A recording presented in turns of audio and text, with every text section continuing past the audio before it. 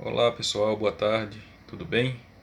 Mais uma vez aqui eu trago um vídeo e sempre eu gosto de estar fazendo isso, compartilhar situações que diz respeito às nossas vidas, né, no nosso cotidiano, e eu gosto muito de estar comentando sobre isso e compartilhando com vocês.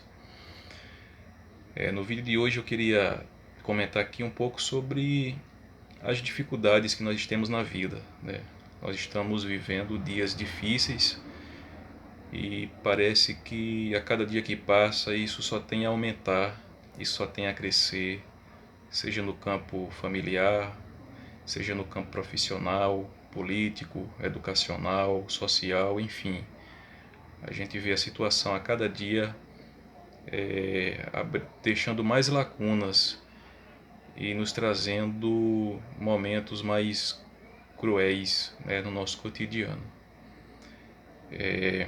Eu queria trazer aqui como uma forma de mensagem paliativa, vamos dizer assim, que é comentando sobre um livro muito, para mim, um livro muito maravilhoso e que muitas vezes é até muito hostilizado, né, esse livro, porque traz questões de cunho, vamos dizer assim, um pouco assustador, né?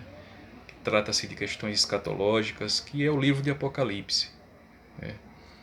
Um dos livros das Escrituras, escrito, né, pelo apóstolo João, e trazendo assim essa pequena abordagem, o próprio termo Apocalipse, que significa revelação, né, revelação das coisas dos últimos dias, daquilo que tem acontecido ao longo da história e coisas futuras, né? A palavra, o termo Apocalipse, ele é formada por dois radicais da língua grega, da palavra apó e calipsis ou calúpsis, né, que vem da mesma raiz. Apó significa tirar de, né, tirar de alguma coisa, lançar para fora.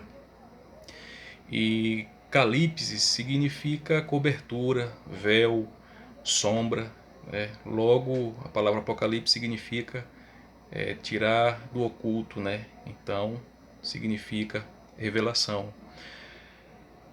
Esse livro de Apocalipse, ele tem um propósito, né, quando foi escrito, de acalentar a igreja, né? Os cristãos daquela época estavam passando por tribulações. A carta ela é dirigida às 7 igrejas do Apocalipse, né? Éfeso, Esmirna, Pérgamo, Tiatira, Sardes, Filadélfia e Laodiceia. E o incrível é que, sim, são 7 igrejas, né? Tinham mais igrejas naquele contexto, mas só são dirigidas essas 7 igrejas. Então, como à luz das Escrituras, o número 7 é tido como algo assim completo, né? Um número perfeito. Então, aponta para a igreja de todos os tempos, né? Do passado, presente e do futuro. E então, esse livro é escrito para trazer alívio à igreja, para estar passando por grandes tribulações, grandes sofrimentos.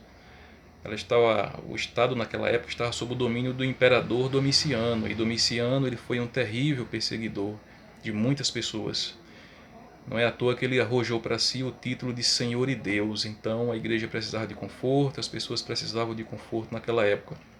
E João escreve esse livro com esse propósito.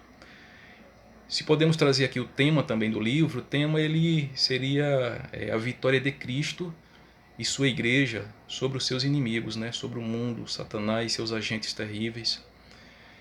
E essa vitória de Cristo e sua igreja é da igreja por estar em Cristo, né? Não por ser dela, porque a igreja não tem força, nós seres humanos não temos força de vencer uma batalha, só em Cristo Jesus.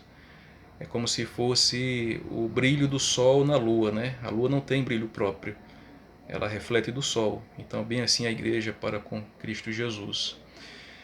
E João, ao escrever esse livro, ele estava preso na ilha de Patmos, né? Conforme diz o capítulo 1, versículo 10. E lá ele recebeu uma revelação maravilhosa de Deus, dos céus, das coisas que haveriam de acontecer. E ele, escrevendo esse livro por volta do ano 94, 96 depois de Cristo.